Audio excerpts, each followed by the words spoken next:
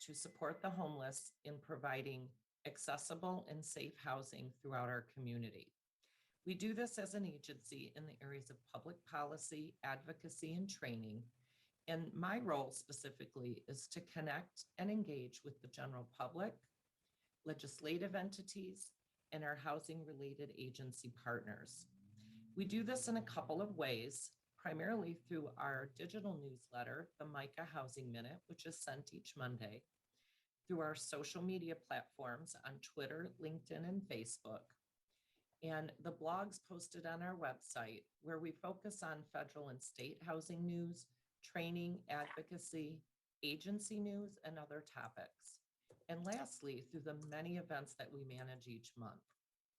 I bring to this role over 25 years of experience in both the nonprofit and public sectors in the areas of marketing, public relations, and event planning and project management. My favorite role as the communications manager is providing a shining light on my colleagues who work so hard every day to provide safe and accessible housing to folks across the state of Michigan. If upon hearing this, you're interested in volunteering with any of the communication aspects of our organization, please contact me at the email address below. And also please follow us on our various social media platforms to learn more about what we do. Thank you so much. My name is Kelly Beavers, and I am the AmeriCorps Program Director at the Michigan Coalition Against Homelessness. I've been with MICA since 2015.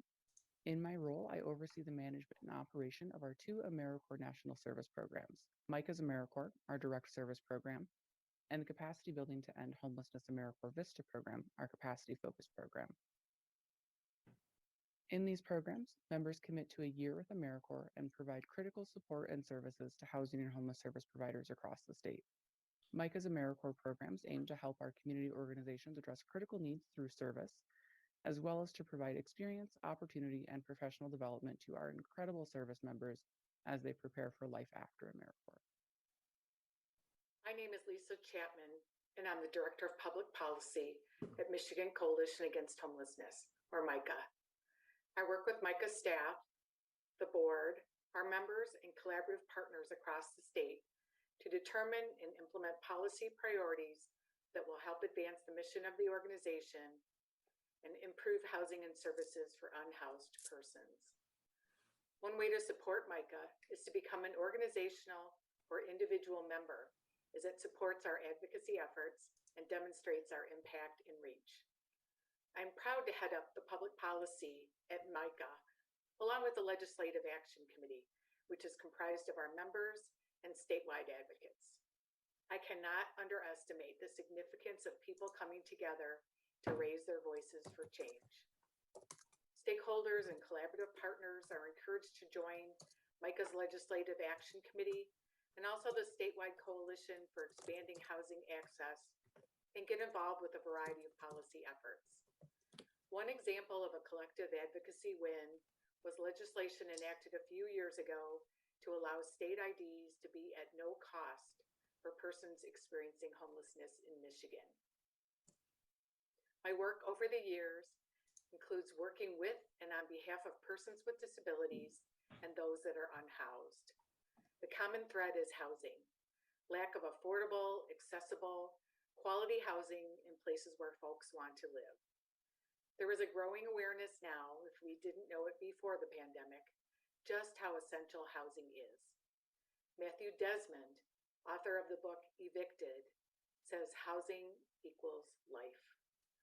While I did not find housing directly for people, my work with organizations, funders, and legislators across the state helps to remove barriers to housing, improves access and utilization of new and existing resources for at-risk populations. Will you join me? Hello, I'm Eric Huffnagel, and I serve as the Executive Director for the Michigan Coalition Against Homelessness. Since joining the organization nearly 11 years ago, I've provided overall administrative and programmatic leadership to the MICA team, and I've had the pleasure of seeing our organization grow and evolve in many ways. We've been able to expand our reach and provide greater support to folks working in the field. We continue to stress the importance of data and how we assess needs and programmatic impacts at the state, regional, county, and even agency level. We've been able to elevate the conversation about homelessness with policymakers at both the state and federal level. And we've been able to raise visibility about homelessness and its related issues through media engagement and Homeless Awareness Month. I've spent most of my career working on behalf of at-risk and vulnerable populations. I'm deeply committed to the belief that we can collectively continue to make significant strides towards ending and preventing homelessness. With all that said, I'm very proud to be a member of the MCAH team, and I invite you to join us in our work. Hi, I'm Allison Green, the Manager of Partner Training, Support, and Engagement at MCAH, the Michigan Coalition Against Homelessness. What I'm probably most known for is training that I help provide to those across the state. We have MCAH's Monthly Academy, which is a monthly free webinar that anybody is welcome to attend. I also provide more curated trainings throughout the year that do have a price to attend, that go more in depth and hopefully have a workshop style for homeless service providers across the state. We had over 1,500 people take part in these webinars last year, and that number is going to even be higher this year. So I really hope that you join us at our next training. I also work with our members. So if you are taking advantage of our trainings or advocacy efforts, I strongly encourage your organization to become a member.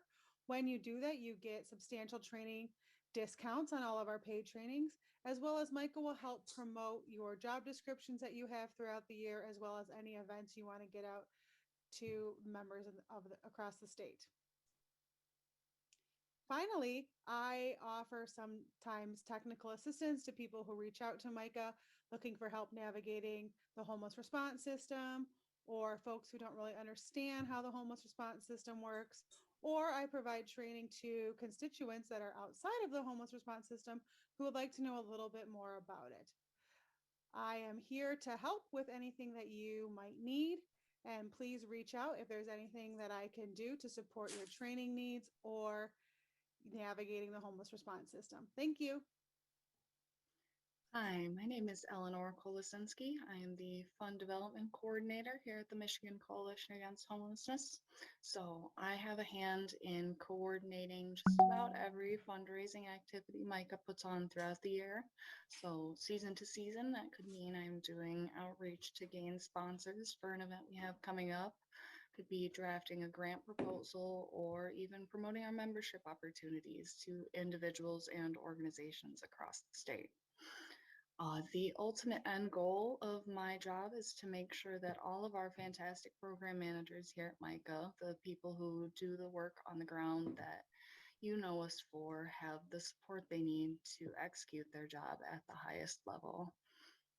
If you would like to contribute to MCAH, whether that's by becoming a member, supporting a training or event, or even just by learning about all the different ways we have available for you to make a contribution, please feel free to reach out to me, the email below, and I would be happy to walk you through all of the many ways you can contribute to MCAH's success.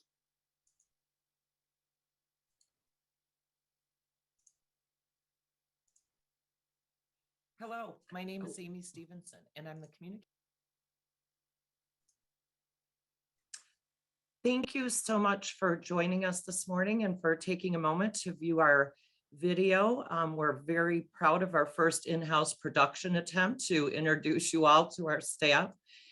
We'd like to thank you also just for taking some time out of your busy day to join us for our breakfast. Our theme, as you've probably seen in the communications, is a day of connection and reflection. And we'd like to encourage you, as you're hopefully at home enjoying the cup of hot chocolate or tea or coffee that we've sent you. As the communication manager, I wouldn't be doing my job if I didn't ask you to perhaps post some selfies to our social media handles. And you'll feel free to use, if you feel comfortable, the hashtags Connection Reflection and Michigan Homeless. Just a few housekeeping items before we jump into our amazing speakers and panelists. We will be putting some links and things in the chat as we speak through our slides, just to keep things moving. There will be a recording made available of the event if there's something you'd like to go back and capture. And if for any reason you don't have your program handy, we'll also be dropping a PDF of the program in our chat as well. So with that, I am very proud to introduce our president of our board. His name is Mr. Dan Kelly. When he's not working very hard on behalf of MICA, he's also the executive director of the Shelter Association of Washtenaw County. Thank you for being with us this morning, Dan. Thanks, Amy, for the introduction. Thank you, everyone, for joining us this morning for our Breakfast of Champions. It's been a really challenging last 2 years, working to not only end homelessness, but also help our community stay safe. And it's been a lot of shifting of priorities and across the whole state and across the whole country. So it's been an incredible last 2 years. Throughout this tough time, we've had so many things to be proud of, though, from the incredible work across the state, stopping evictions, responding to outbreaks in our communities, and building new housing and ending homelessness one person at a time.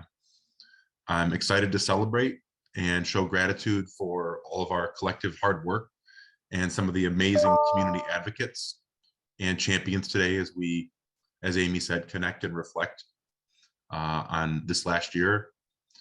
Hopefully everyone got their package, as Amy said, with your handy dandy coaster and a warm beverage. In my case, it's hot chocolate in my shelter mug. But thank you so much for everyone for joining in this opportunity. I hope we can really show gratitude for all the hard work we've done over these last 2 years. With that, I will hand it back over to Amy to share some information on our sponsors.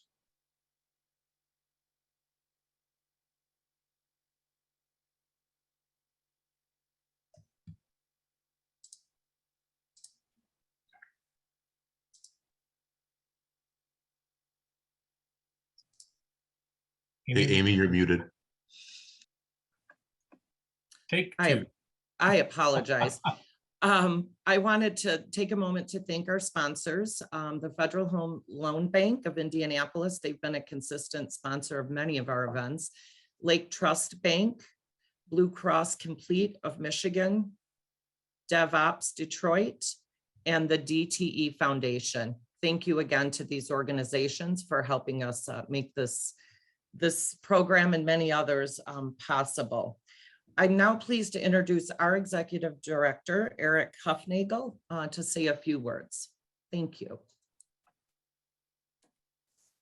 Thank you, Amy. And again, thank you to all of our wonderful sponsors who, without whose support, we would not be able to carry out these types of programs. Good morning and welcome, everybody, to our 8th annual Breakfast of Champions event. It's great to see all of you here once again to spend some time connecting and reflecting.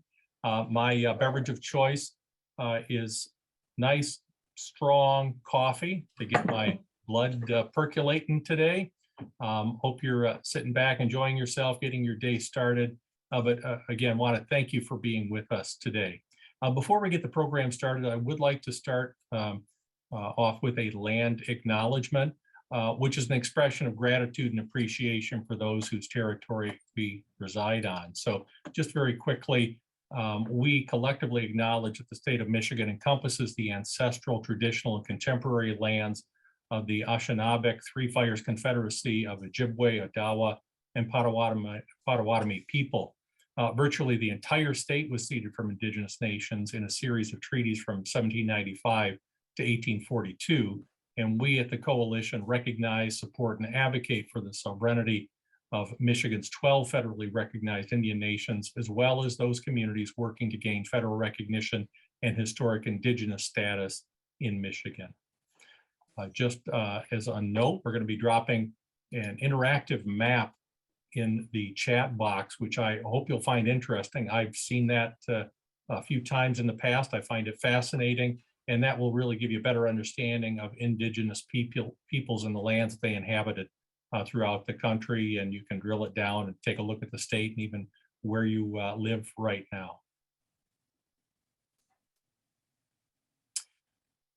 So looking forward with MICA, as Dan alluded to, we've had some challenging years. 2021 was another challenging year for all of us as we continue to navigate COVID and the impacts that it had really on how we operate, how we engage with our partners and our communities.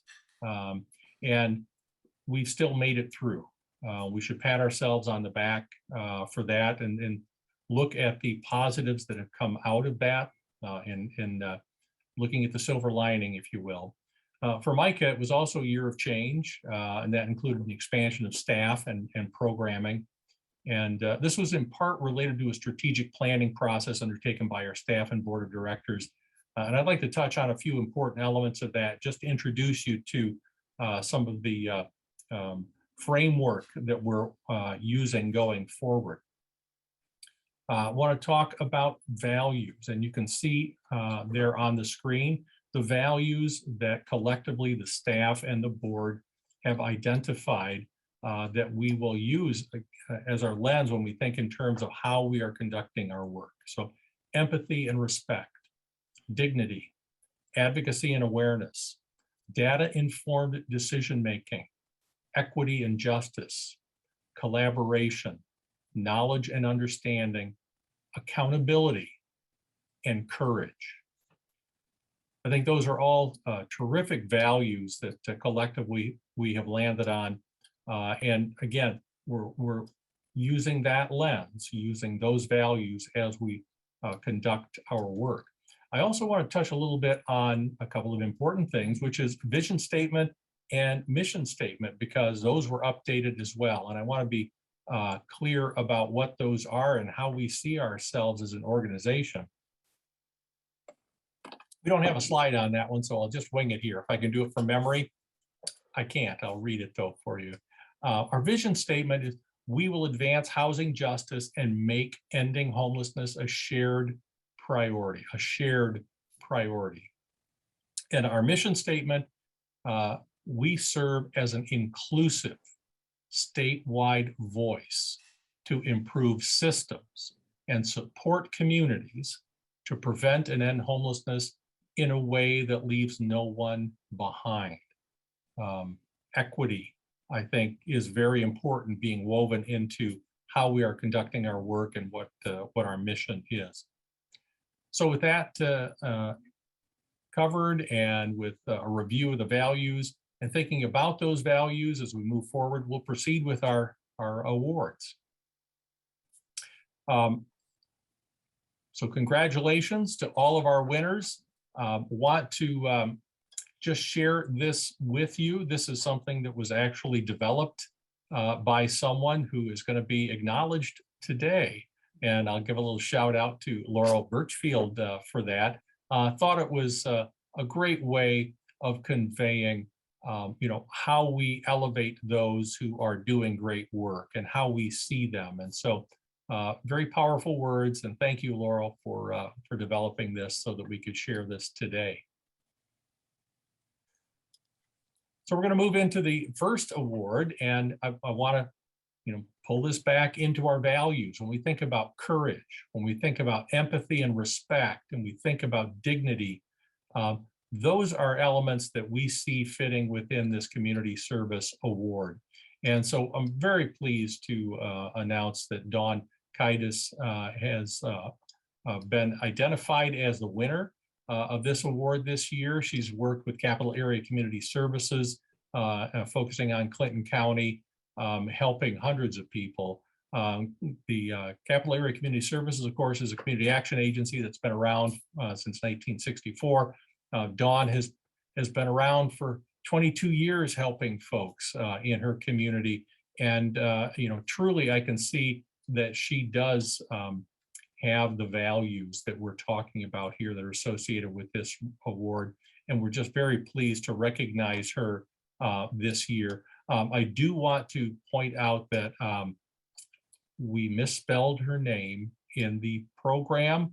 My apologies, Dawn, but we have it correct here. So we want to thank you and congratulate you for your award. I do also want to note that we do have some videos from some of the winners that we're going to be sharing at the end. And I think those are terrific. I want to thank all of those who did participate in that. So with that, Dawn, thank you, congratulations. And now we're going to move on to the Volunteer Award, which we look at our values as relating to empathy and respect and dignity. So the award winner is Punks with Lunch. Punks with Lunch conducts organized outreach activities every other Saturday at Reuter Park in Greater Downtown Lansing.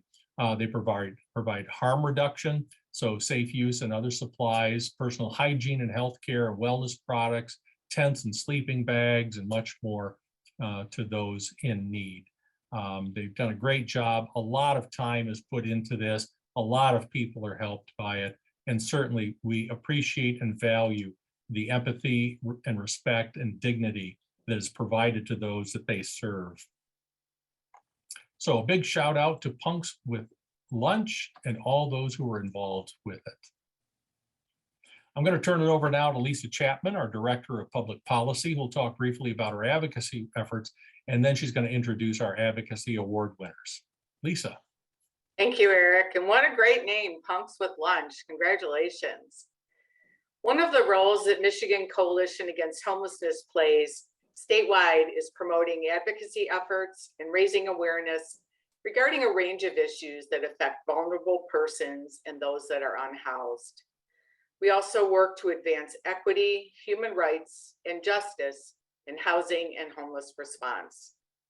Listed here are specific policy priorities that we are currently working on, including attaining eviction expungement in Michigan via legislation, increasing housing assets, and decreasing barriers to housing, including source of income protections. Much of this work is discussed at the Legislative Action Committee meeting that we lead on a monthly basis, the first Monday of the month. We appreciate everyone who participates with us.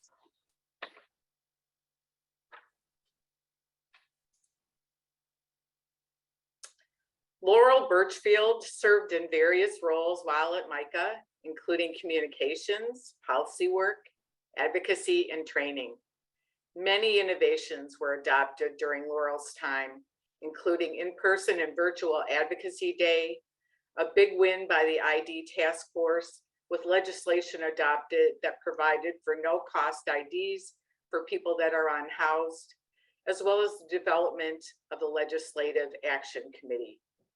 With passionate advocacy and her focus on public policy, Laurel advanced the work of the committee, especially relating to the policy priorities of increasing access to affordable housing, decreasing barriers for persons enduring homelessness, and reducing racial bias and inequities.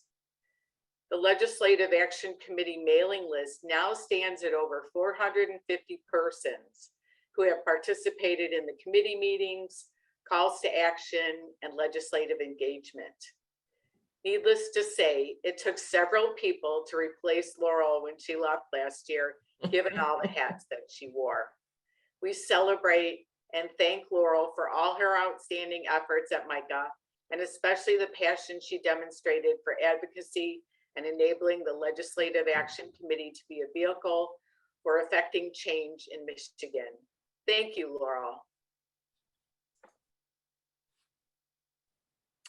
The Public Policy Champion recognizes a private or public sector agency, employee, or program exemplifying and embodying extraordinary advocacy and awareness efforts that have a direct positive effect on the issue of homelessness.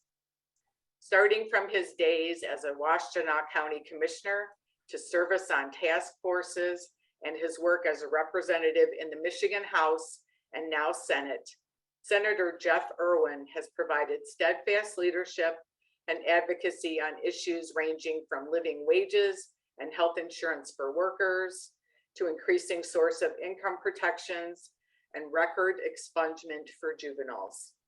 Senator Irwin has spent his entire political career working to increase affordable housing options, implement criminal justice reform, decrease poverty, and ultimately work to improve the conditions of those who are the lowest income and most vulnerable in communities across Michigan.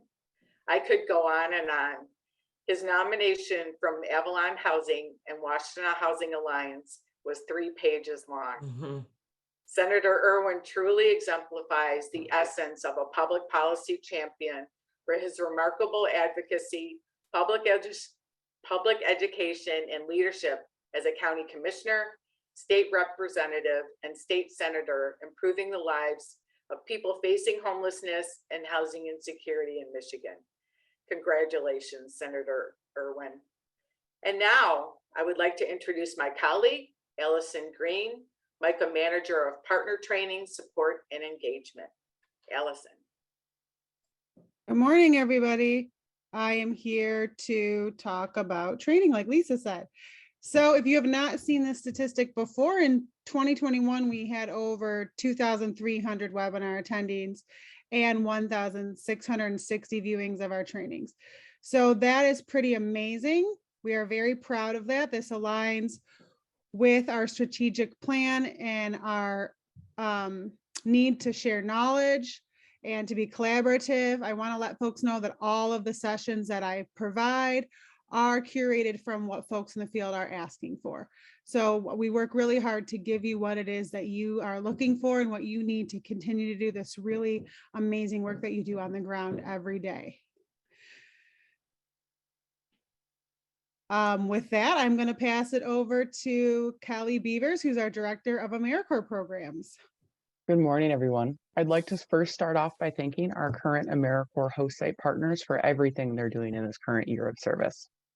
MICA offers 2 AmeriCorps programs, both of which are intended to help housing and homeless service providers meet unmet needs and fill gaps in services and capacity. Our direct service program connects AmeriCorps members with those experiencing or at risk of homelessness to assist with obtaining housing, addressing housing barriers, connecting to services and resources, and increasing income. Our capacity building program is focused on service activities such as leveraging financial resources, volunteer generation, increasing community awareness and engagement, and expanding partnerships and networks. We are proud to offer these programs as a valuable resource that can help organizations expand and enhance their current operations. And we value the opportunity to continue collaboration with our incredible host site partners to support our communities and to develop and encourage the many new or ongoing nonprofit professionals that serve in AmeriCorps each year. My contact information will be dropped in the chat along with a link to our host site application. So please feel free to reach out to me if you have any questions about how AmeriCorps service can help your organization. And now I am pleased to introduce Jerry Leslie, our HMIS project manager, who will speak about our HMIS program. Thank you, Kelly. And it is always a pleasure to talk about the HMIS project here in the state of Michigan. So within the work that the MSHMIS team has been doing, there have been a couple key innovations and accomplishments that we have been able to do this year. The first has been the launch of a new series of racial equity tools as part of the larger statewide racial equity project. So the Michigan Campaign Against Homelessness is currently working with the C4 Solutions to do a complete racial equity evaluation across the state of Michigan, which included partnership from many of our COCs within Michigan. And as part of that, we've been working with our HMIS data warehouse to provide a new series of racial equity tools, which are designed to help you understand what areas that may be racial inequity within their communities and help them address some of those. In addition, we have collaborated with our new state partners to launch a new statewide annual report format, which is in addition to covering key demographic characteristics, which the annual report has traditionally done, it is also looking at outcomes within specific populations to help us understand how we are better working to address preventing and ending homelessness.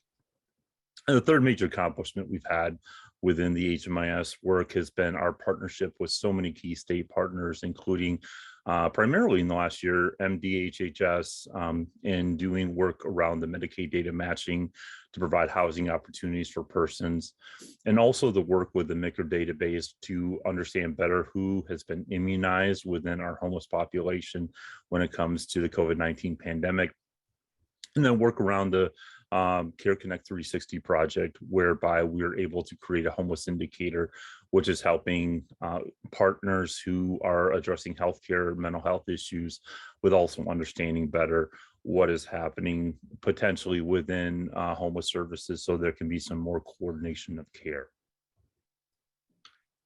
And now we're going to move to the next slide. And I want to present a very special award. So the first year that we are doing this award, this is going to be the Data Champion. And we are recognizing Jeremy Weinreich. So Jeremy has been a champion of data for many, many years, and his efforts have not gone unnoticed.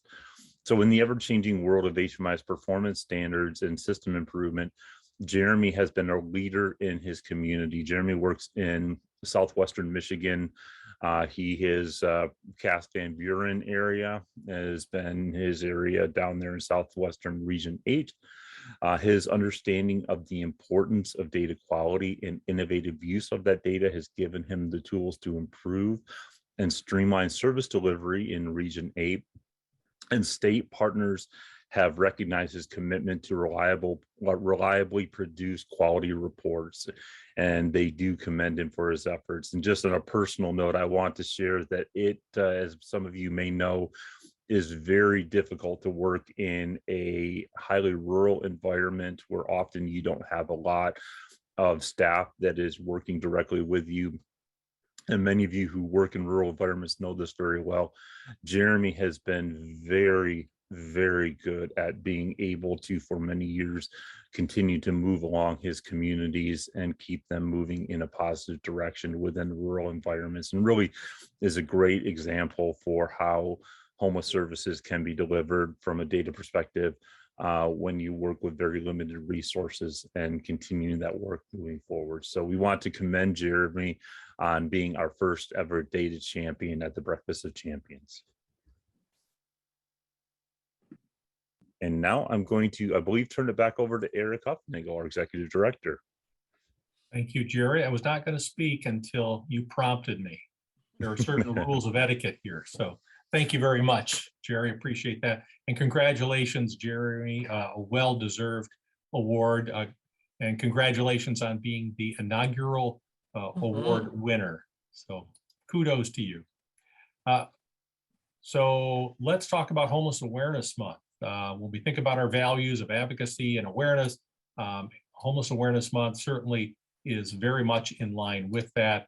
And I want to make sure you realize that it's not to be confused with National Hunger and Homelessness Awareness Week. That's a totally separate initiative that's on a national basis. We focus in Michigan on Homeless Awareness Month. It used to be Homeless Awareness Week. Many of you know that, but there were so many good things happening. We expanded it to a month, and it's been taking place now for over 25 years that we as an organization have been engaged in this work.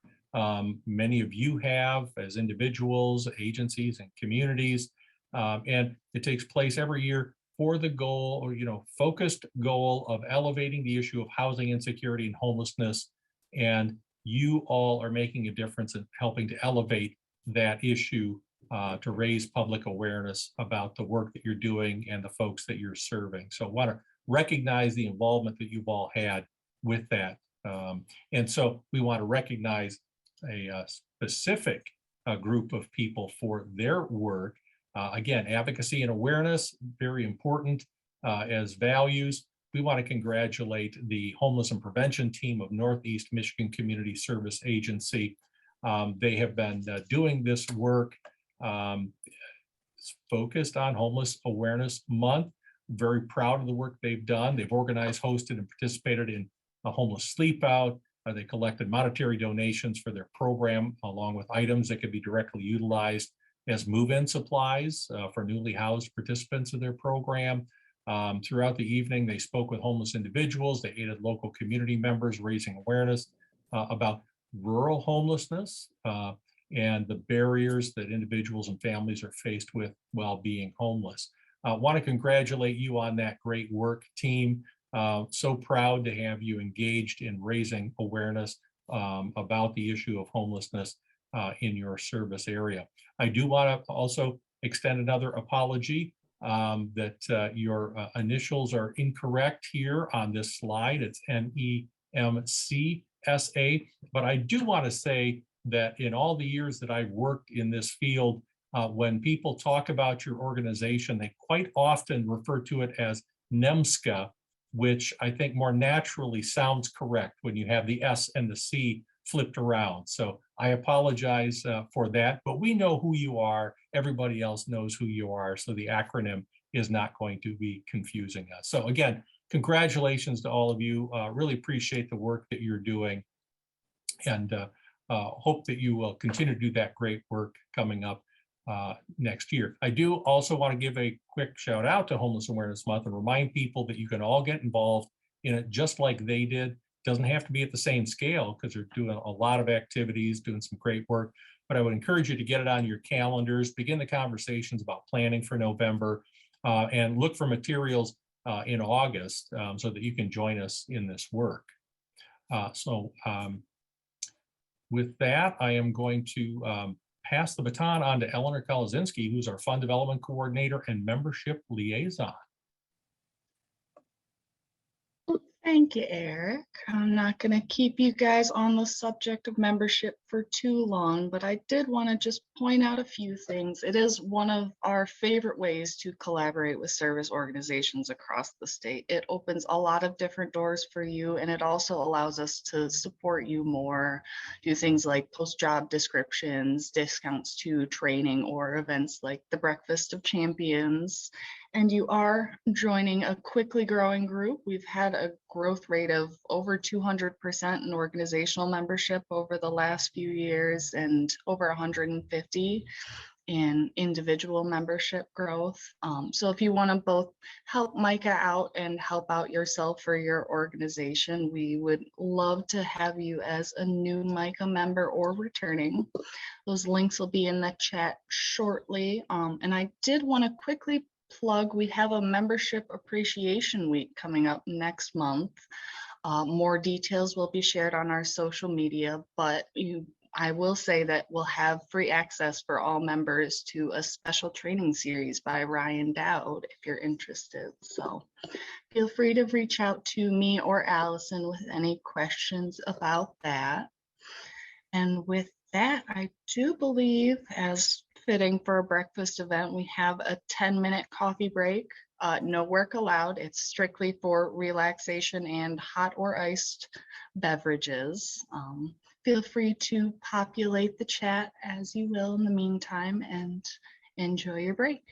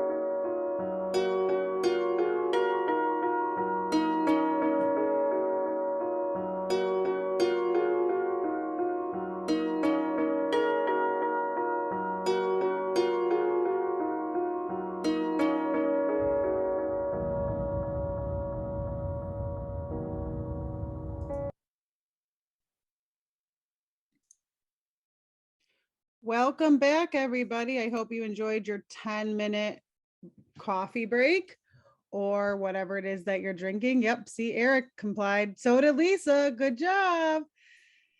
So we just want to remind everybody that we chose this theme, coffee, tea, you and me, to let folks know that it's okay to take some time out for yourself while you're doing this really hard work. I have been on the front lines myself, and I know that it can take a toll on you. So we just wanted to make sure that while we were thanking all of our champions and letting you know about all the great work across the state, that we really wanted folks to take some time out, relax, get used to the self-care, make sure that you are taking breaks during the day. So we hope that you can carry that with you after this morning, and remember to take some time out for yourself. We are going to do a poll really quick. So super easy. We are asking, what is your morning beverage of choice? Coffee, obviously. Tea, I love when the kettle whistles. Hot chocolate, yum. Or something else. If it's something else, please add that to the chat. I see 4% of you have chosen other, but I don't see anything in the chat. So we would love to hear what it is that you are drinking instead. Is it juice? Is it a mimosa? Is it a Red Bull? So we have Jeremy is saying hot chocolate if it's cold, but really it's Mountain Dew. Anne is saying Red Bull. So coffee's not enough caffeine for some folks. So we have about 75% participated. We would love to hear from at least 90 or 80%. Susan is also an energy drink. So I guess that should have been the other option that we added. Oh, Eleanor. So she pretends that she loves coffee, but she's saying any energy drinks are the way to go. Pepsi for Karen. I do drink 1 mini Coke a day and I love it. So I hear you, all of those with the caffeine. We're at 82%, so I am going to end the poll now, but feel free to add any comments to the chat that you want regarding this. We just think it's real fun to get to know people and be a little silly. So I'm sure folks aren't surprised, but coffee won with 50%. So then we have tea at 24%, hot chocolate at 12%, which I can't imagine drinking hot chocolate in the summer. So maybe a little skewed there. And then I think other is actually energy drink or pop. So, and that was at 10%. So thank you all for indulging me in that poll.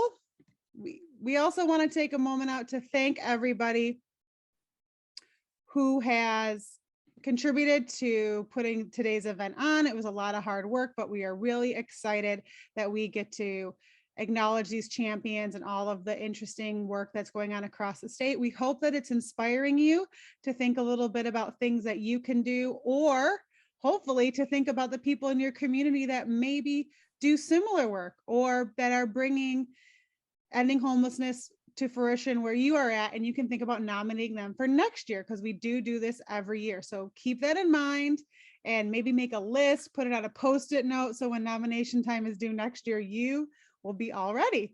All right, with that, we're going to play our Meet Micah video again one more time. Some of you may have saw it when we logged on this morning, but we're really proud of it, and we just wanted to show it off one more time before our keynotes.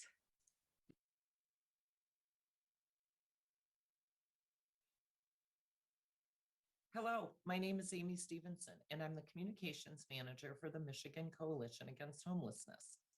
In this role, I serve to elevate my colleagues' amazing work as they strive to support the homeless in providing accessible and safe housing throughout our community. We do this as an agency in the areas of public policy, advocacy, and training. And my role specifically is to connect and engage with the general public, legislative entities, and our housing-related agency partners. We do this in a couple of ways, primarily through our digital newsletter, the MCAH Housing Minute, which is sent each Monday, through our social media platforms on Twitter, LinkedIn, and Facebook, and the blogs posted on our website where we focus on federal and state housing news, training, advocacy, agency news, and other topics.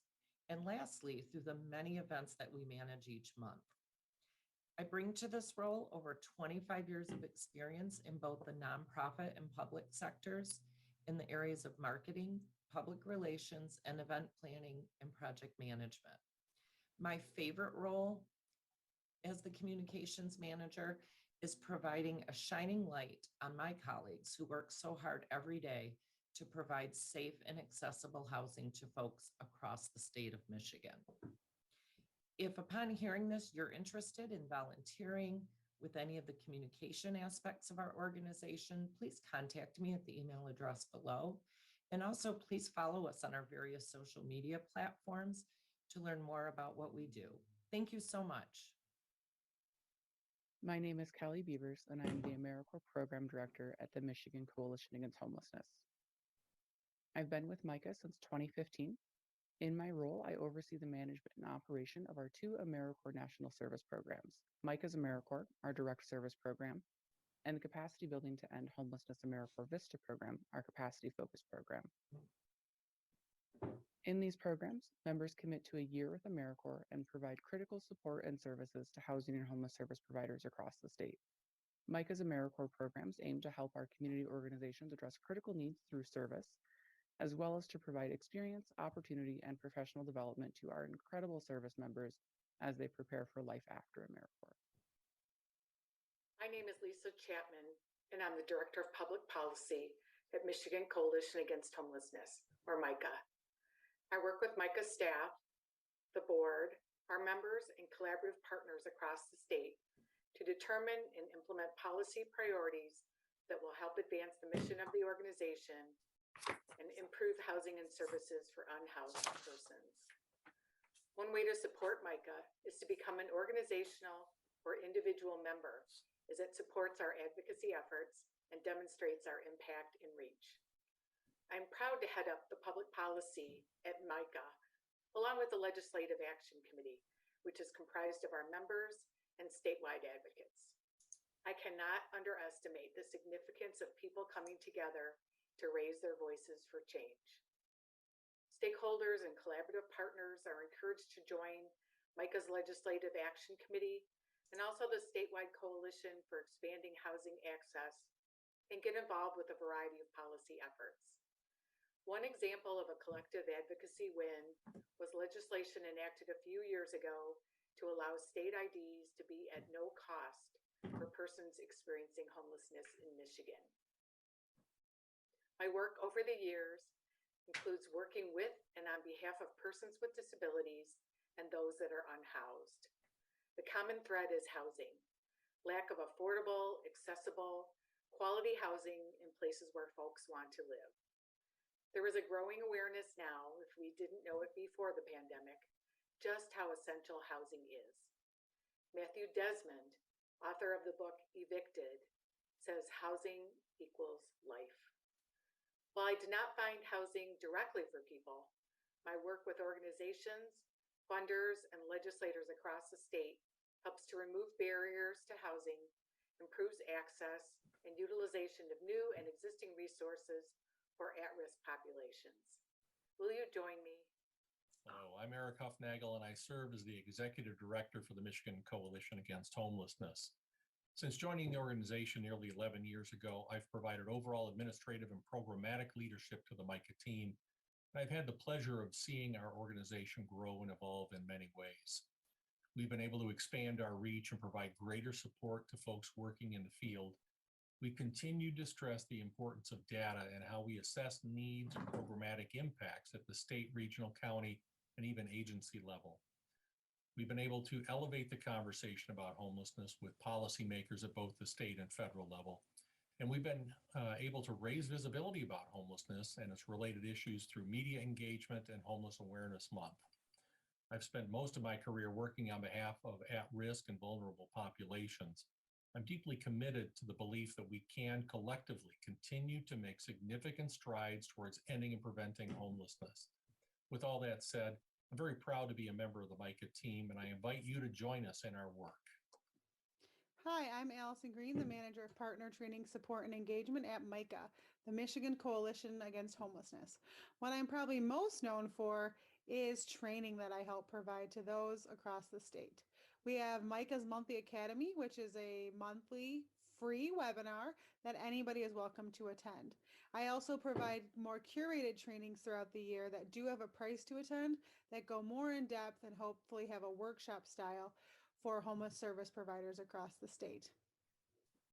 We had over 1,500 people take part in these webinars last year, and that number is going to even be higher this year. So I really hope that you join us at our next training. I also work with our members. So if you are taking advantage of our trainings or advocacy efforts, I strongly encourage your organization to become a member. When you do that, you get substantial training discounts on all of our paid trainings, as well as MCAH will help promote your job descriptions that you have throughout the year, as well as any events you want to get out to members across the state. Finally, I offer sometimes technical assistance to people who reach out to MCAH looking for help navigating the homeless response system, or folks who don't really understand how the homeless response system works, or I provide training to constituents that are outside of the homeless response system who would like to know a little bit more about it. I am here to help with anything that you might need, and please reach out if there's anything that I can do to support your training needs or navigating the homeless response system. Thank you. Hi, my name is Eleanor Kolosinski. I am the Fund Development Coordinator here at the Michigan Coalition Against Homelessness. So I have a hand in coordinating just about every fundraising activity MCAH puts on throughout the year. So season to season, that could mean I'm doing outreach to gain sponsors for an event we have coming up. Could be drafting a grant proposal or even promoting our membership opportunities to individuals and organizations across the state. The ultimate end goal of my job is to make sure that all of our fantastic program managers here at MCAH, the people who do the work on the ground that you know us for, have the support they need to execute their job at the highest level. If you would like to contribute to MCAH, whether that's by becoming a member, supporting a training or event, or even just by learning about all the different ways we have available for you to make a contribution, please feel free to reach out to me, the email below, and I would be happy to walk you through all of the many ways you can contribute to MCAH's success.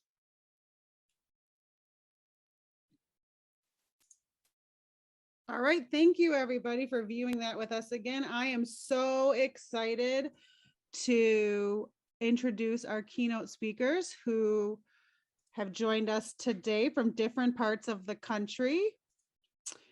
We chose these speakers because we again are focusing on self-care and letting folks know how to use tools to provide that during their workday. So we found some folks who are experts in that. If you go to their website, you will see that they have resources from the world's best experts to help you take better care of yourself and love yourself more fully. And isn't that something we all need right now?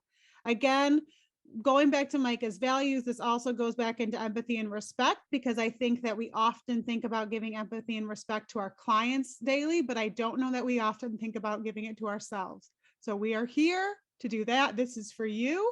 So we hope you enjoy it. And with our other value of knowledge sharing. So we wanted to provide resources that you may not get every day. We know that you get tons and tons of technical training, tons of training on how to do your best work when you're working with somebody else to help them make their life better. But we want to help you have the best life you can have as well. I found these ladies during the COVID shutdown in 2020. They had a self-love and self-care symposium that I happened across through other things I was linked in with, and it was really great for me. I took long walks, listened to the speakers, and it was really something that helped bring me up during that hard time and reminded me what to focus on. So I hope that you find some of that same joy today as I did. They're going to talk to us about how to incorporate self-love and self-care into your workday. And I am so excited to present Tammy Lawman and Brooke Emery, who are joining us. So thank you so much and good morning. Good morning. Thanks for having us. Tammy, you're muted.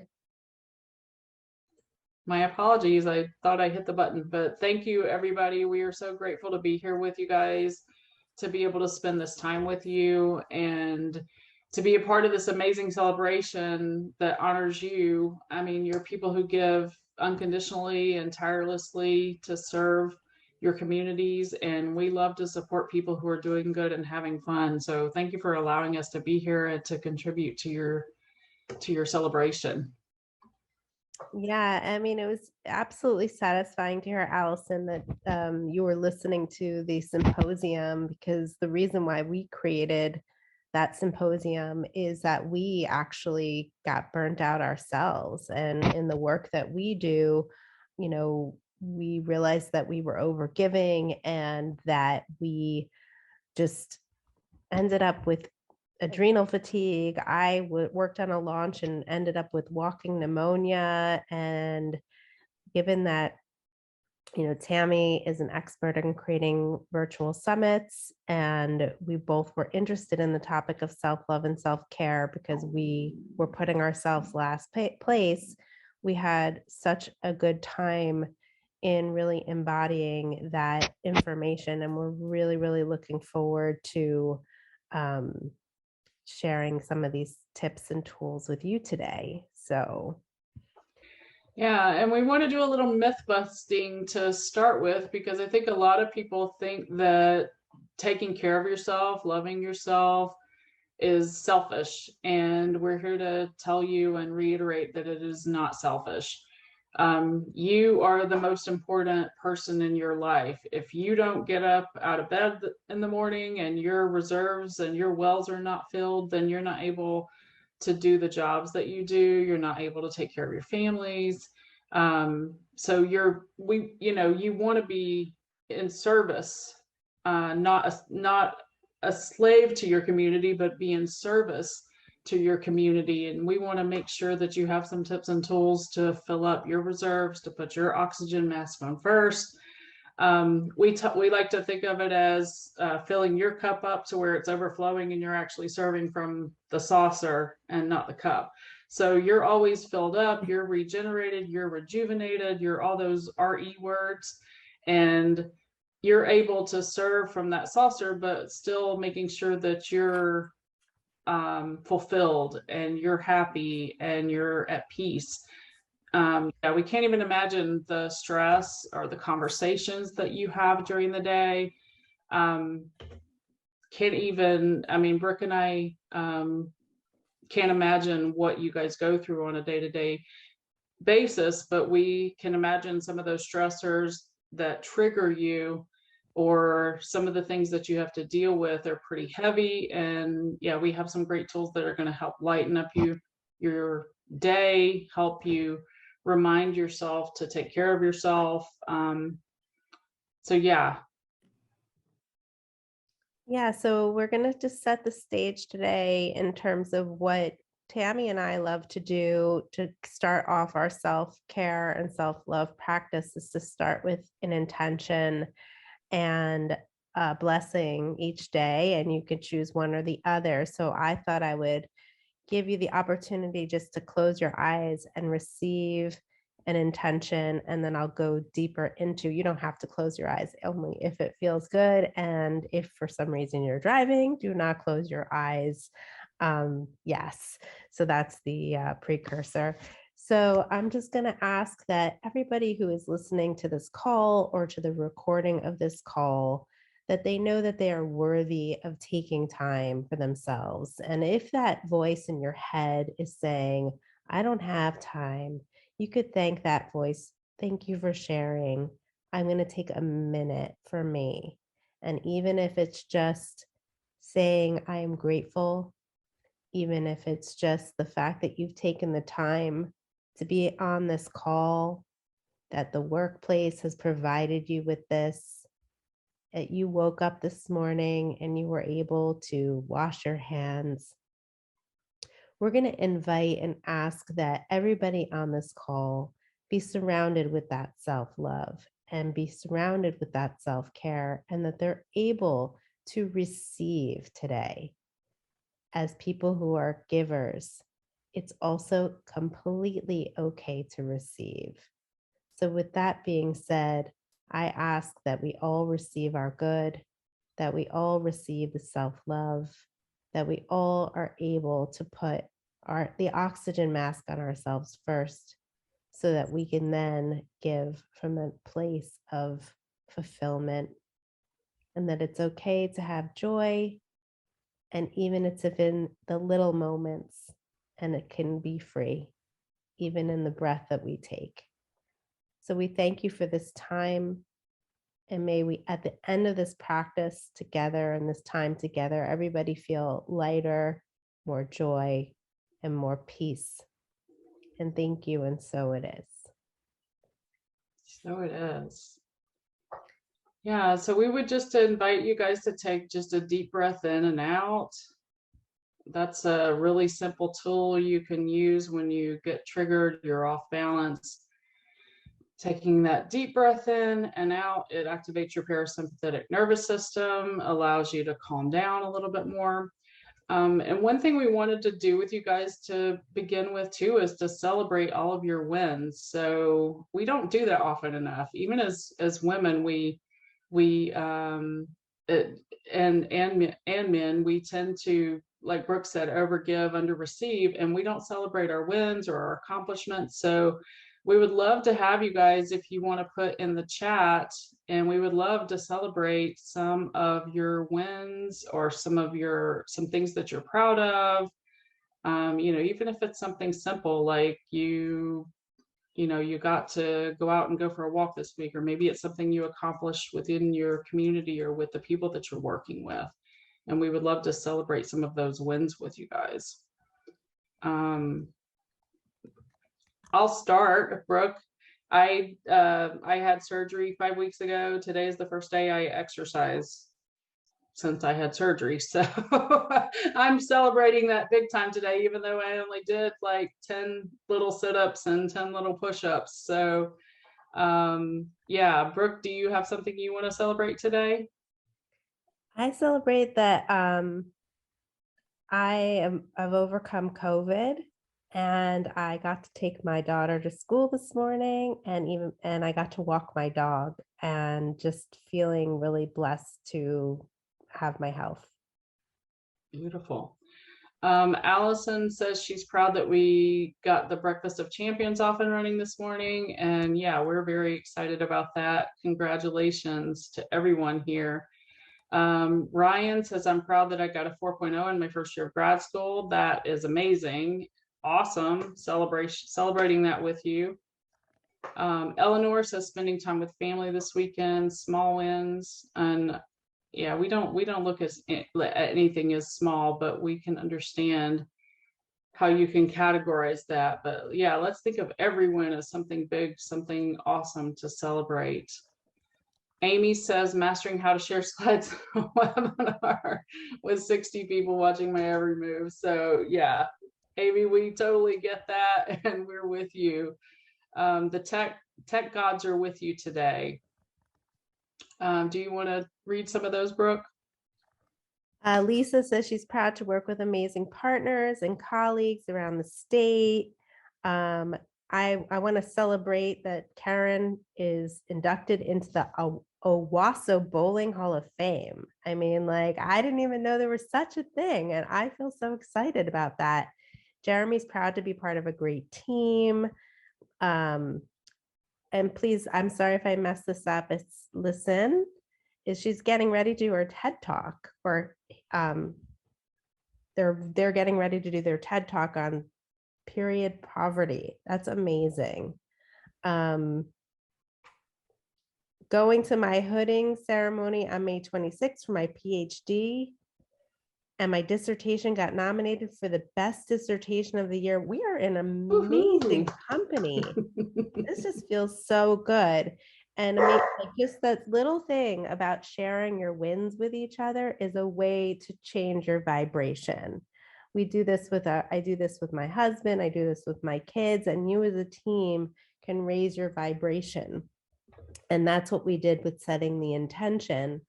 And so just a simple thing is when you wake up in the morning and starting your day, you can have a journal next door, or you can write it in your phone. You can have little reminders throughout the day in your phone saying, you've got this. It's going to be an amazing day. I'm receiving my good. I'm receiving it now. I'm willing to receive it. One of my favorite mantras I say as a fun experiment is all of life comes to me with ease, joy, and glory. You can have an accountability partner. So rather than saying, oh no, it's Monday, we can say, oh yeah, it's Monday. It's a reframe. And if that doesn't feel right, it's like, I'm willing to have Monday go well. So it's really about connecting to a feeling versus being in reaction to the day. So I personally like to pre-pave my day and say how I want to feel. And it could, if you don't have a lot of time, because before I had kids, I had tons of time. I mean, I would have like a ritual for days, but it's as simple as just saying out loud how you want to feel and how the day is going to go. And that's pre-paving the day. So if people just want to say how they want to feel today in the chat, just to keep these celebrations and these good vibrations going. I'm so excited about these wins and celebrations. And as Tammy said, no win is too small. I mean, making the bed, there's I can't remember the book, but they said, you make your bed in the morning, you've won the day, and if you didn't make the bed, then you powerfully choose it. I think at the end of the day, it's about being out of judgment of yourself. So, so choosing things that feel good versus a should. And there are going to be things, of course, throughout the day that you have to do. But as Jen Mazer said in our self-love, self-care symposium, she reframed that by, I get to do it. And I really love that, that reframe. Yeah, I love that too. And I just wanted to follow up on some of the things you talked about with pre-paving the day. So you can start your day, like Brooke said, as you roll out of bed in the morning and just declare, I'm going to have a good day. Or as you're getting ready and you look in the mirror, you can take 2 seconds to look in the mirror and say, I love you and you're awesome. And that just cultivates that feeling of self-love. And that may sound silly. And we had one of our other speakers in the self-love and self-care symposium, Marian Newbronner, who is absolutely hilarious and amazing. She had us do an exercise where we looked at ourselves in a mirror for 2 minutes and said, I love you, Tammy. I love you, Tammy. And it's hard to do at the beginning. So we invite you to, just incorporate, 2 or 3 minutes into your morning just to get your day off to a good start. I love to journal in the mornings. I do a meditation, and then my self-care is with my oracle cards. I love angel and oracle cards. So I love to dive into them, look at the artwork. I love, all different types of artwork. And I did pull one card for you guys today that I wanted to read because I thought it was very appropriate. And I asked Spirit what message they wanted to share with all of you this morning. And we pulled the card, You're Protected, which is Archangel Michael. And it's just all about knowing and trusting that you're divinely guided, you're protected in every moment, that you're completely safe. You may be guided to release feelings or situations that aren't serving you anymore. And if you're feeling fearful about anything, you create a space in which you can be like, you can attract in stuff that makes you feel unsafe. But as long as you're surrounding yourself with a shield of light, you trust that you're safe and protected, then only loving experiences can come to you and come out of your interactions. So I just thought it was important to share with you that you're loved and protected. The universe loves you. The universe wants you to succeed. It's always on your side. Things happen for you, not to you. So yeah, just going through some of that reframing when things are happening, because I know that you guys see that horrible things do happen to people, and that people do have negative experiences, and we don't want to bypass any of that. We just want to say, come back to center, trust your intuition, trust that you're guided, and that everything is going to work out, for the better. And it's hard to do in some of those moments. So Yeah, so with that, I just wanted to just have everybody just take a deep breath in, and you're going to breathe in the word I am. And then you're going to breathe out a word that resonates with you. So I'm going to just do right now, breathe in I am love. I am peace. And it's a very simple thing, and you don't have to say it out loud. You could be at your desk, and it's just a way to, the subconscious mind can't tell the difference. And so it's what we tell ourselves throughout the day can change our state. So when you're stressed for time and you don't have the ability to, go for a long walk, that quick breath work is a lifesaver if it resonates. So any word that you would choose, I would love to hear in the chat. And Tammy, if you have any coming in, I see that you have some that you've written. So yeah, so I just put in some of the examples that you gave, Brooke. I am love, I am peace, I am joy, I am strong, I am happy. Allison says energized. Amy says proud. Yeah, I am receiving good. I'm receiving it now. I'm willing to receive all the good that life has for me. Just little mantras that you can use during the day. I am accomplished. Awesome. And then Brooke, you have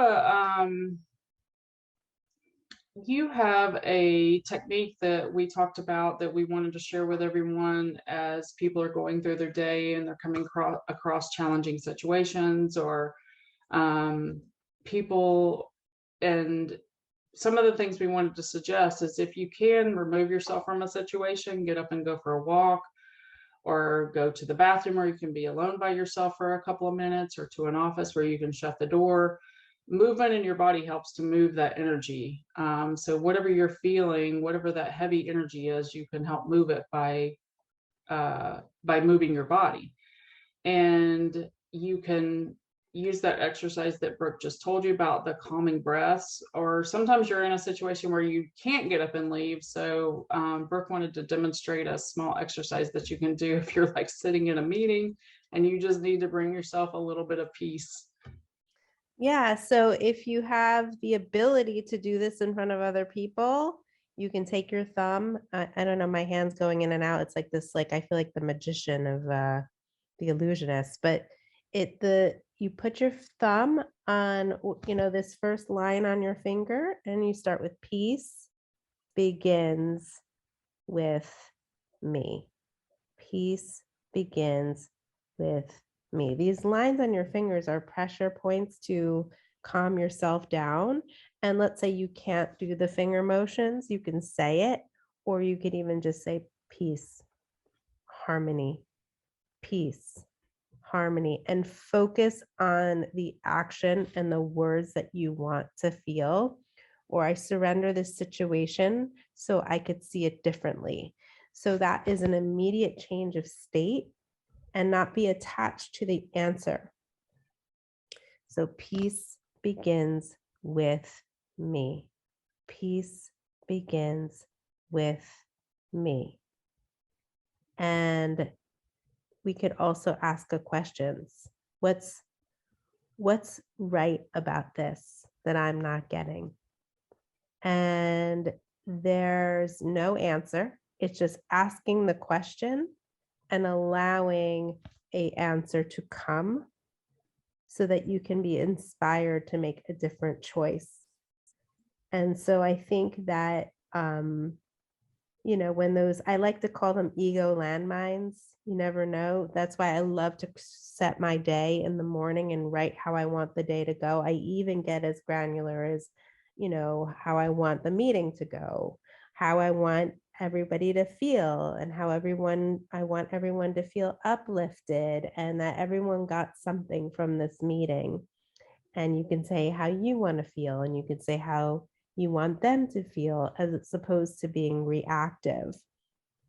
So I'm hoping that some of these little, minute by minute action steps can help, because not everybody has the luxury to go to a yoga class in the middle of the day. So if it's just like these mini mindful yoga practices, from the breath to peace begins with me, peace begins with me, to thinking about a question you can ask or surrendering the situation so you could see it differently.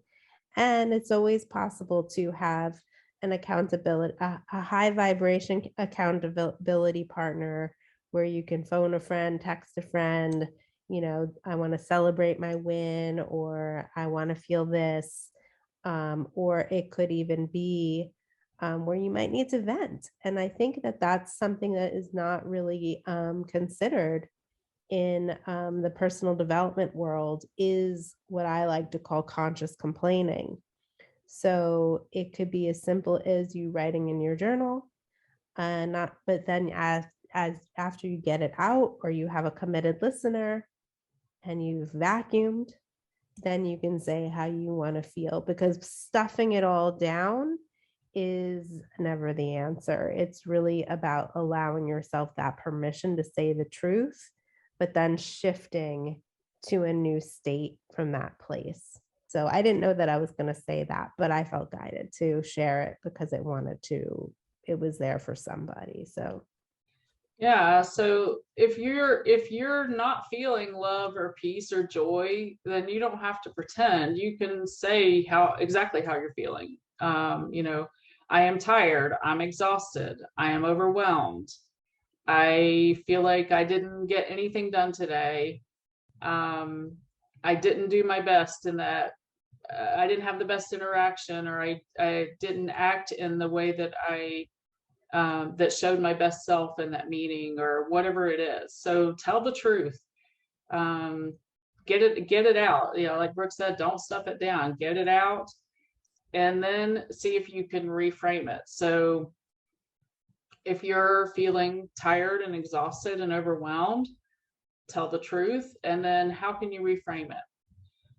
And it could be as simple as saying, I intend to get 10 more minutes of sleep tonight, or another hour of sleep tonight, so that I can feel more refreshed tomorrow. Don't stay there, I guess, is the whole point. And that's what Brooke was also saying with the conscious complaining. Get it out, but don't stay in the energy of that heavier vibration. Try to see if you can lift yourself out of it. And you guys have such an amazing group of people here. Brooke and I are in several masterminds, and we do Voxer groups. So we put everybody on a Voxer chain, and we celebrate wins on a certain day. Or if we're all working for an intention or a goal, we'll text in there anytime that we have thought about the group's intention or goals that day, just so that we could say, yeah, let's put the focus on that for 5 seconds and celebrate that this is what we're calling in, or this is what we want to happen or want to manifest. And then if we're having those days that are heavier, we have a group, we have support, so that we can go to those people at those times as well and say, I'm not feeling my best today. I could use a few heart emojis or a virtual hug or whatever it is, but send me some love and light today, send me prayers today. and ask for what you need, because it's not selfish to ask for what you need. And people in your life want to be there to support you. And if you don't tell them what you need, then they can't support you. Brooke, do you have anything you want to add for that? Oh, you're on mute, honey. Oh, I would just like to just get a temperature from the group and some of the ways that people take care of themselves, just so everyone can kind of get that hive mind group container for people to have ideas on different ways to take care of themselves. Yep, forest nature bathing, love it. Yeah, walking my dog. Yeah, Brooke and I both have fur babies, so we absolutely love our dogs, and they bring us so much joy. Oh, Jeremy says split wood and mowing. Love that. Amy, turn off your phone. Oh, yeah, maybe that's such you a can good come to one. my house. June says gardening, reading, and singing and dancing with my grandsons. Oh, that's fun. Julie says bubbles with my toddler. Mitch says running. Yeah, you guys have some great ways to release that energy and to take care of yourselves. You know, it could also be something as simple as the food that you put in your body, like putting in really good healthy food that gives you that energy you need to get through the day. And you know, staying away from the junk food that might bring your energy levels down or trigger your you know, the sweet tooth and bring out the hangry monster. My husband and I both got hangry on Sunday and snapped at each other, and it was pretty interesting because we didn't do it at the same time. It happened to him first, and then I was able to relieve the tension by telling a joke and saying, "Oh, Yogi's our dog. Yogi, Daddy's hungry. We got to get him some food." And you know, that releases the tension for him. And then like an hour later, I had the hangry upset. So luckily we weren't doing it at the same time, and we had that little support system for each other. And it's in those moments that you feel like I was like, I'm hangry, I'm upset, I don't want to be taken care of, but it was really super nice that I have, you know, a loving partner there who can still try to take care of me even when I am not at my best self, and you know, I don't want to be taken care of. So yeah, showing that gratitude for those people in your life who are willing to stand by you, and you know, those friends and coworkers who, you know, can say, hey, you're having a moment, go take a moment for yourself and regroup. Yeah, I love that. Oh yeah, ice cream every once in a while. Yes, treat yourself.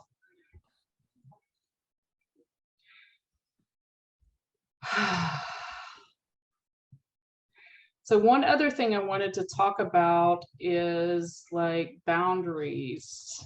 So sometimes saying no is an act of self-love and self-care. It can be a very powerful act of self-love. So if someone's asking you to take on a project, or you know, you've got maybe a family thing coming up and they're asking you to cook a bunch of food or to bring this, or can you know, pick up the kids, and you know, just all these other things that people are asking you to do, and you feel like you've got too much on your plate, or your body is screaming, I am tired, I'm overexerted, I'm overworked, then it's okay to say no. And one way that you can tell, like sometimes you're like, well, how can I tell if it's a no or a yes? Take a moment to close your eyes and feel in your body, because a lot of times your intuition works through your body. So there are feelings and sensations that you can feel in your body that will alert you to, is this a yes or a no? And typically yes feelings feel light, they feel good. Negative, if it's a no, it might feel heavier or dense, like, or maybe it feels like a should instead of a get to. So you can feel it in your body. And I always like to say, I borrowed this from my friend Lisa Wilton. If it's I'm about to mess it up. Hold on. If it's not a hell yes, it's a no. So if you're on the fence and you're wavering, then maybe you need to take a night to think about it again and meditate on it. But if it's not a hell yes immediately, then take that time and say, I really need to get back to you. And you can always say, I'm not sure, or let me get back to you on that. And you don't have to give an explanation of why you're saying no. You don't have to feel bad about saying no. I always tell people that in the personal development industry that Brooke and I work in, that they're the nicest people in the world, because even when they're saying no to you, they feel really bad. Like, they're so apologetic. But you don't have to explain to anyone why you're saying no. It's just a no. It's not good for me right now. That doesn't work for me. It could be that simple. Brooke, do you have anything you want to add to that? No, I just put some comments in the chat just to reiterate what you were saying, that no is a complete sentence and no shoulds, and turn that should into good. And I put if it's not a hell yes, it's a no. I love that one. And it reminds me of, when people ask me to do things for the PTA, and they tell me how great it's going to be for me, but my whole body is saying, no, I really don't have time for that. And I'm just saying that, yes, out of obligation and wanting to be liked. I don't feel like I have to over explain it or oversell it. I'm just saying, no, I'm sorry, I can't. And that's the end of the story. And then someone else said, well, how did you do that? I'm like, I just said no. And they're like, oh, I'm going to try that. I'm like, yeah, try it. Amazing. So yeah, it's important to set those boundaries, not with just with other people, but with yourself as well. Know your limitations, know how much you can handle. And if you've taken on too much, know when it's time to ask for help and allow other people to come in and support you. I think, there's a law of giving and receiving. And as givers, we tend to overgive and not receive as well. And that, I think that's the best and biggest thing that you can do for yourself, is just to open up that level of receiving, allow that circle to flow, all the way around, so that yes, you're giving, but you're allowing it to come back to you. You're giving, but you're allowing it to come back to you in whatever way that wants to show up for you, whether it's support at home with the kids, or the housework, or chores, or at work, maybe there's a way that you can combine forces with 2 or 3 other people on a project, and you can divide up the work. So anytime that you're feeling overwhelmed, look at those projects and, see if there's a way that you can allow some other support to come in.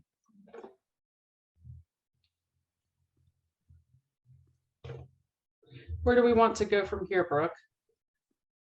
I think that, what throughout your day, we just want to make sure that you remember to surround yourself with light and a bubble. I think it's quite perfect that the card that Tammy picked earlier was about being in protection, and protection of your energy, given that you're giving all day long, is going to be huge, whether it's writing it down and setting that intention. But there is also that visualization of putting yourself in this bubble of divine protection, so that you can make sure that you are protecting your energy, and that that as you're going throughout your day, that you are in that light, and that you are plugging your outlet to that light, whether you choose to call it love or energy, whatever you want to subscribe to, but that's possible for you. And the other thing that I wanted to suggest was, as if you're at your desk and you're doing work and you need a reset, there's just so much beautiful music on YouTube, binaural beats that help raise that frequency for you, whether it's just listening to affirmations. So I think at the end of the day, our message is our wish for you is that you can have more of that self-love and self-care throughout the day. And, taking those minutes, and a lot of people say, oh, well, you need to meditate. Someone mentioned that they love to run. Not putting judgment on how one wants to care for themselves. I mean, if it makes you feel good to, play Super Mario Kart, and that, fills your cup, then that's what fills your cup. And what works for you and works for me might be completely different. But the message is to find something that works for you, so that our wish for you is that you can have more of that self-love and self-care throughout the day. And as you go to bed and end the day, before you transition home and you've put that bubble of protection in, we just want to invite you. And as we end our chat with you today, is invite you to tell us what you're grateful for. I know that I am very grateful that this team has thought of us to come on here and share our gifts with you. Is our greatest intention that you feel uplifted and get in that high vibe mood. And so would love to hear those gratitudes. And I think Tammy's going to also post our speakers playlist in the chat, because music is an incredible way to access that higher vibration. So we invite you to either put your gratitude in the chat or your favorite high vibe music that puts you in a good mood. Grateful for my supportive family and wonderful friends. Me too. I loved how Allison said earlier that when she was listening to Self-Love and Self-Care Symposium, she would go for walks. And where, everyone here is going to get access to that. So we have 36 speakers. It's each interview we did with them is, 30 to 45 minutes. Most of them take you through some kind of process, whether it's a meditation or a step-by-step of, with a tool for how to help you cultivate self-love, or a tool to help you integrate into your day with self-care. So these are usually simple things that you can do. So everybody's going to get a link to that. And then we also have this accountability program that we want to share with you guys, and we'll follow up. The team is going to follow up with you guys with a link so you can set that up, where you can set up an account. And then if you have a goal or something you want to focus on during the week, you can type that in, and then you'll get little self-love and self-care reminders and love notes from me and Brooke, and we'll cheer you on as you are, working on keeping that goal in focus for the week. And you can use it as you wish. You can turn it off anytime if you don't want to use it anymore, but you can constantly choose a new goal each week and keep working with it. So Brooke likes to call it the introverted way to have an accountability partner. And it's mainly just for you, although we do get progress reports as you're working your way through those goals. Brooke, you want to read some of these? They're so good. Yes. I'm grateful for a rental home in an area where it's really hard to find affordable housing right now. That's a blessing. I'm grateful to have the opportunity to help the homeless. Thank you for your service.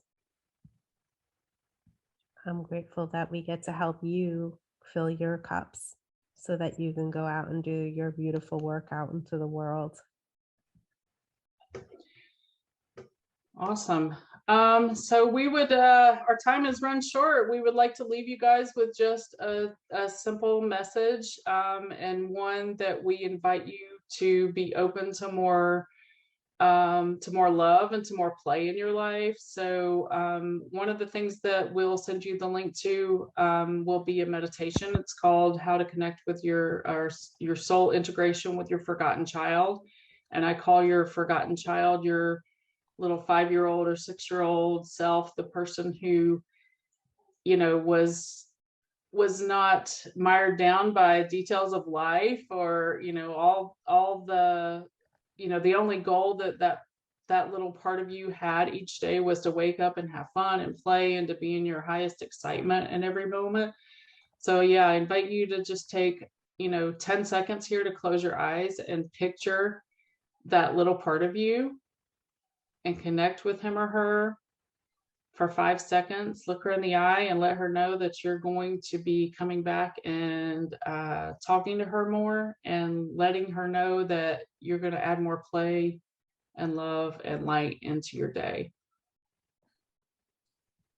And for those who subscribe who are also male, you can talk to your child too, or whatever pronouns that you are subscribed to. They all, across the board, the meditation works for you. Absolutely.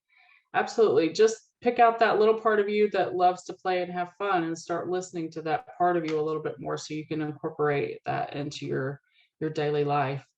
We had someone else say, I'm grateful to have had people helping me obtain housing. It took 6 months and 15 days, but hope was in every effort, except for one. Thank you, Terry.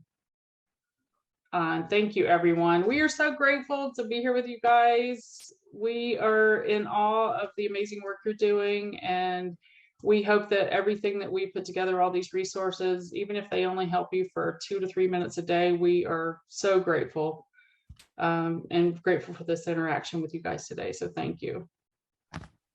Thank you. Thank you so much, Tammy and Brooke. We realize for the participants, sometimes it's hard to catch everything in the chat or take notes about the exercises. So we will absolutely be sharing that with you. We don't want that to cause more stress when the whole point was to de-stress. So we'll capture some of those so that you can find a way to integrate them into your work day, including all the links.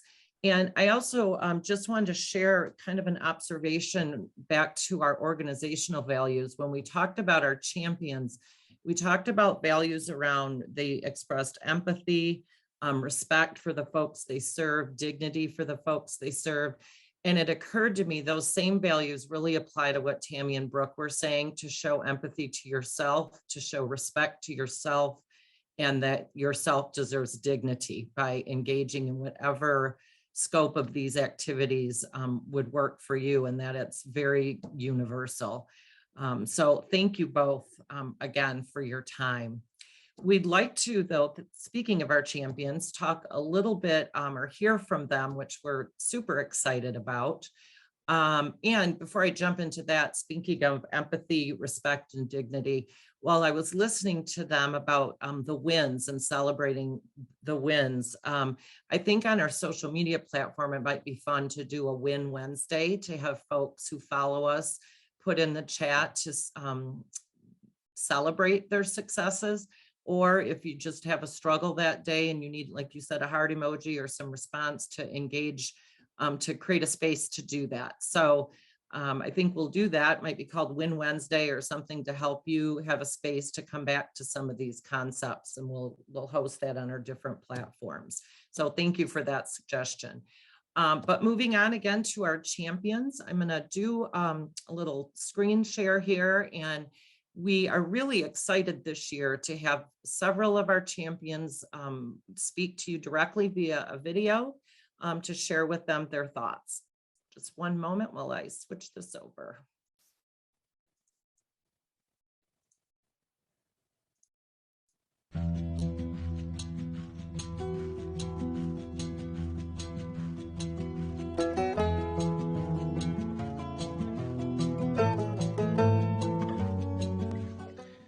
Working with the homeless is very fulfilling for me. I try to help these individuals and families because I believe that these people who become homeless also become invisible to other people. These are people whose dignities have been stripped from them, who are at rock bottom and just need someone to help them out with compassion and treat them like people. I worry about the people who are living in their cars in the middle of the winter. I give them blankets and pet food if they have pets.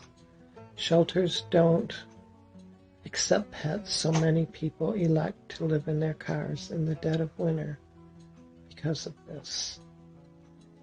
There are agencies like Beacon of Hope who will give them an emergency food order that can be eaten in the car and does not need to be refrigerated or cooked. This is why I do this job. Hi, this is Laurel, and I just want to say thank you so much to everyone at MICA and the Legislative Action Committee for this honor. I loved my time with MICA and working with all of the fantastic staff there. Eric, Allison, Eleanor, Jason back when you were my co-worker, everyone at the HMIS team, and Kelly, and of course the new folks who have come on since I've left, Lisa and Amy. I have been following from afar. I moved back to my home state in Kansas, and I'm working on progressive policy here. But I have been watching all of the fantastic work you guys are doing and all the great policy that you're trying to pass in the state. And there's not a single day that goes by that I don't miss you all. Thank you for this honor. Thank you for continuing to do the good work to end Michigan homelessness. Thank you, and I wish you all the best of luck. Hello, this is State Senator Jeff Irwin, and it's an incredible honor to work with the Michigan Coalition Against Homelessness to make sure that we treat everyone here in our state fairly, to make sure that everyone has a place to live, and to make sure that the people who are out there working in homeless shelters all across our state, giving people dignity, supporting people in their lives, make sure that those people and their organizations are supported here in the state capitol with appropriate funding and with the kinds of resources that allow all of you serial do-gooders to keep doing good and to keep improving people's lives and to keep making sure that more of our fellow Michiganders have shelter. Has anyone ever been called a serial do-gooder before? I feel like that is an absolute compliment. We will be collecting possibly a few more videos from our champions to upload, and we'll repost this as well, so you can hear from more of them. So thank you, Eleanor, for putting this together. To round out our program for today, I would like to not play this video again, but to introduce our board member, Mitch Lindstrom. He's not only a board member, but a senior consultant at Guidehouse. And thank you, Mitch, for your time today. Hey, thank you, Amy. Joining here from Terminal 5 at the Lansing Airport. So excuse me if any overhead announcements get made. But, you know, I wanted to start to end today on highlighting the fact that we have, you know, honored several selfless, dedicated champions who have made incredible efforts and I'm sure will continue to make incredible efforts on improving the lives of those facing homelessness here in Michigan. However, you know, if we're truly to make progress in advancing housing justice and creating a homelessness system that leaves no one behind, there's a bit more effort that we all have to put in, right?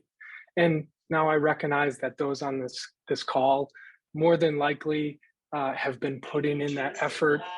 Oops, there we are. Have been putting in that effort day in and day out. Yet the mission lies now in creating connections with those outside the traditional homelessness system. Our mission is to make ending homelessness a shared priority. And so to do so, I encourage you to identify a few individuals in your networks to encourage them to invest in this system, to invest in ending homelessness. And that can be done in a number of ways, right? It can include investing their time. This could include volunteer service at a local shelter.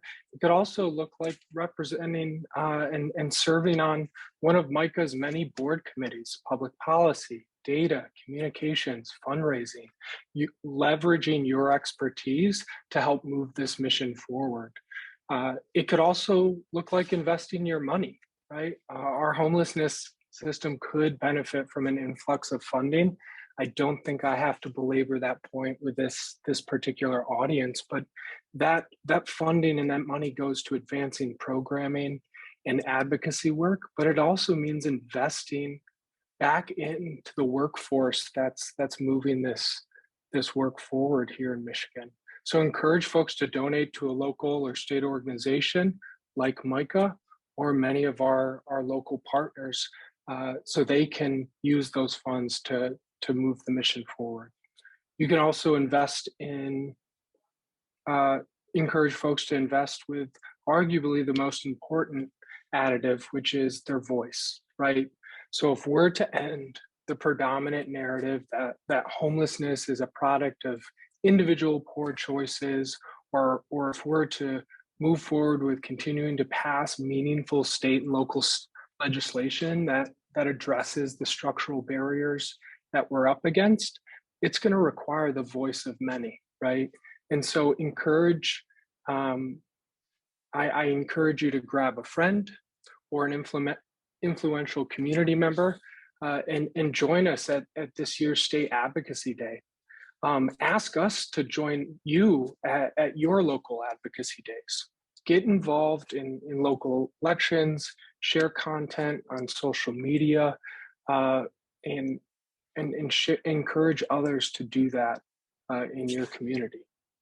So here at MICA, we're going to continue to celebrate all efforts, no matter how small or large, and all community members and professionals who are working to make a positive impact on the state. If we don't hear about it, let us know. We'll try to amplify that impact. Thank you. And with that, I believe I'm passing it over to Eric. Well, thank you very much, Mitch. That's a dedication, participating from a terminal at an airport. That may be the first of such that I have encountered in all the presentations I've participated in. So thank you for your dedication. Want to thank our sponsors one more time. Again, the Federal Home Loan Bank of Indianapolis, longtime supporter of our organization, Lake Trust Bank, Blue Cross Complete of Michigan, DevOps Detroit, and DTE Foundation, all wonderful partners. And again, we truly appreciate and value our partnerships with you. I'd like to congratulate again all of our award winners. And before we sign off, I'd like to thank Tammy and Brooke for joining us and sharing self-care techniques that are going to help us be healthy and continue doing the hard work that we do day to day. And I also want to thank I can give a big shout out to everybody who was involved in putting this together this year, especially Amy Stevenson and Eleanor Kolazinski. Great job, everyone. Good work. Always appreciate and value the work that you do.